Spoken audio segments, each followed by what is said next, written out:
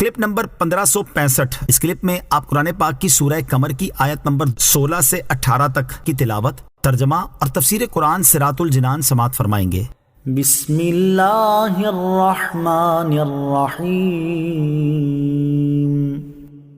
ترجمہ، اللہ کے نام سے شروع جو نہایت مہربان رحمت والا ہے۔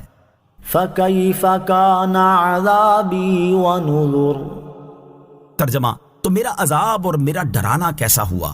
فَكَيْفَ كَانَ، تو کیسا ہوا، یعنی اے حبیب صلی اللہ تعالیٰ علیہ وسلم آپ دیکھیں کہ اللہ تعالیٰ اور اس کے رسول کو جھٹلانے والوں کا انجام کیسا ہوا۔ کیا میرے رسول کو جھٹلانے والوں کو عذاب پہنچا یا نہیں؟ اے پیارے حبیب علیہ الصلوۃ والسلام، جب آپ کو ان کے حالات معلوم ہو چکے تو آپ کفار کی اذیتوں پر صبر کیجئے۔ آپ کے ساتھ کفار کے معاملے کا انجام بھی اسی طرح ہوگا جیسے سابقہ رسولوں کے ساتھ کفر کرنے والوں کا ہوا۔ وَلَقَدْ يَسَّرْنَا الْقُرْآنَ لِلذِّكْرِ فَهَلْ مِن مُدَّكِرٍ۔ ترجمہ، اور بے شک ہم نے قرآن کو یاد کرنے، نصیحت لینے کے لیے آسان فرما دیا، تو ہے کوئی یاد کرنے، نصیحت لینے والا۔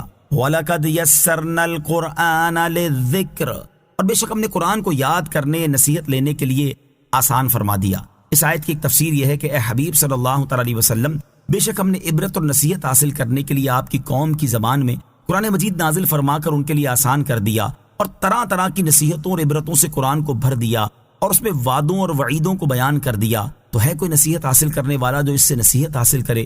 دوسری تفسیر یہ ہے کہ بے شک ہم نے قرآن کو یاد کرنے کے لیے آسان کر دیا، تو ہے کوئی جو اسے یاد کرے۔ قرآن مجید یاد کرنے والے کے لیے آسان ہے۔ حضرت علامہ مفتی نعیم الدین مراد آبادی علیہ رحمۃ اللہ الہادی فرماتے ہیں، اس آیت میں قرآن کریم کی تعلیم حاصل کرنے، قرآن پاک کی تعلیم دینے، اس میں مشغول رہنے اور اسے حفظ کرنے کی ترغیب ہے، اور اس سے یہ بھی معلوم ہوتا ہے کہ قرآن پاک یاد کرنے والے کی اللہ تعالیٰ کی طرف سے مدد ہوتی ہے، اور اس کو حفظ کرنا سہل و آسان فرما دینے ہی کا ثمرہ ہے کہ عربی، عجمی، بڑے حتیٰ کہ بچے بھی اس کو یاد کر لیتے ہیں۔ اور اس کے علاوہ کوئی مذہبی کتاب ایسی نہیں ہے جو یاد کی جاتی ہو اور سہولت سے یاد ہو جاتی ہو۔ حضرت انس رضی اللہ تعالیٰ عنہ سے روایت ہے، رسول اکرم صلی اللہ تعالیٰ علیہ وسلم نے ارشاد فرمایا، اللہ تعالیٰ قرآن سننے والے سے دنیا کی مصیبتیں دور کر دیتا ہے، اور قرآن پڑھنے والے سے آخرت کی مصیبتیں دور کر دیتا ہے۔ قرآن پاک کی ایک آیت سننا سونے کے خزانے سے بہتر ہے، اور اس کی ایک آیت پڑھنا عرش کے نیچے موجود چیزوں سے افضل ہے، کیونکہ یہ اللہ تعالیٰ کا وہ کلام ہے جو اس نے مخلوق پیدا کرنے سے پہلے فرمایا۔ تو جس نے قرآن میں الحاد کیا، یعنی بے دینی کا کوئی معاملہ کیا، یا قرآن کے بارے میں اپنی رائے سے کچھ کہا، تو اس نے کفر کیا۔ اور اگر اللہ تعالیٰ قرآن پاک کو لوگوں کی زبانوں پر آسان نہ فرما دیتا تو کوئی شخص بھی رحمان کے کلام کا تکلم کرنے پر قادر نہ ہوتا۔ اللہ تعالیٰ نے ارشاد فرمایا، وَلَقَدْ يَسَّرْنَا الْقُرْآنَ لِلذِّكْرِ فَهَلْ مِن مُدَّكِرٍ۔ ترجمہ، اور بے شک ہم نے قرآن کو یاد کرنے کے لیے آسان فرما دیا، تو ہے کوئی یاد کرنے والا۔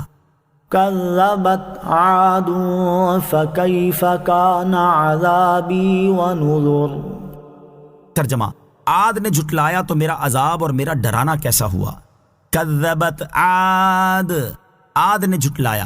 حضرت نوح علیہ السلام کا واقعہ بیان کرنے کے بعد قوم عاد کا واقعہ بیان کیا گیا، کیونکہ عاد ارم بن سام بن حضرت نوح علیہ السلام کی اولاد میں سے تھا۔